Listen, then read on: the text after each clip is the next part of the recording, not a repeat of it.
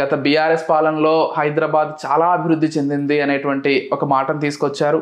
నిజంగానే ఐటీ సెక్టార్లో కావచ్చు, లేకపోతే గచ్చిబౌలి దాటేసిన తర్వాత ఈ ఏరియాస్లో కొంతవరకు డెవలప్ అయింది అనుకోవచ్చు. కాకపోతే సిటీ లోపల అంటే ఇప్పుడు గన్ ఫౌండ్ ఏరియాస్ కావచ్చు, పాత బస్తీ ఏరియాస్ కావచ్చు, ఇక్కడ నాలాలు, డ్రైనేజీ సిస్టమ్స్, రోడ్లు ఏం అభివృద్ధి చెందిందంటే ఏం చెప్తారు?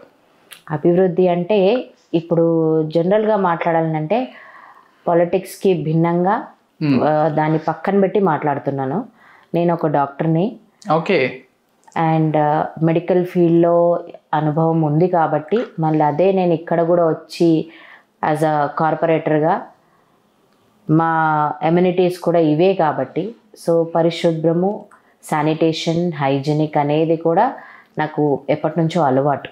ఓకే. సో ఆ రకంగా చూస్తే మాత్రం ఏదైతే పొలిటికల్ కాకుండా జీవించిన జీవితంలో నా అనుభవంలో పాలిటిక్స్లకి ఎంటర్ అయిన తర్వాత ఏదైతే వ్యత్యాసం ఉందో అది నాకు ఆ రకంగా చూస్తే మాత్రం దెర్ ఇస్ నో డెవలప్మెంట్. మీరు వృత్తిపరంగా ఒక డాక్టర్ అని చెప్తున్నారు అంటే there is no need to ఇంకో వృత్తిని ఎంచుకోవాల్సిన అవసరం కావచ్చు, కానీ లేకపోతే పాలిటిక్స్లోకి రావాల్సిన అవసరం కానీ వ్యక్తిగతంగా అయితే మీకు ఎవరికి ఉండదు.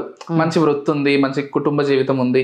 సో వీటన్నింటినీ అలా ఉంచి రాజకీయాల్లోకి రావాలి అనేటువంటి ఒక ఆలోచన ఎలా వచ్చింది? దాని వెనక కథ ఏంటి అసలు? అఫ్ కోర్స్ నేను మా హస్బెండ్ పాలిటిక్స్లో ఉన్నారు, బి ఓంప్రకాష్, విశ్వ ఓంప్రకాష్ గారు. మరి ఇది జనరల్ సీట్ మనం కొట్లాడాలి అని ఎప్పుడైతే మేమిద్దరం డిసైడ్ అయ్యామో సో ఆ రకంగా నేను ముందుకు రావడం జరిగింది. ఓకే. సో మీరు నిలబడితే ఇంకా అయ్యా. అండ్ ఇంకోటి ఏంటంటే దేశానికి ఎప్పుడో ఏదో వంతు మనం సహకరించాలని బ్యాక్ ఆఫ్ ది మైండ్ ఎప్పుడూ ఉండే. సో అవకాశం దొరికింది కాబట్టి నిలబడ్డాము, గెలిచాము, 3,000 మెజారిటీతో గెలిచాము. సో డెఫినెట్గా it's a blessed thing I could say.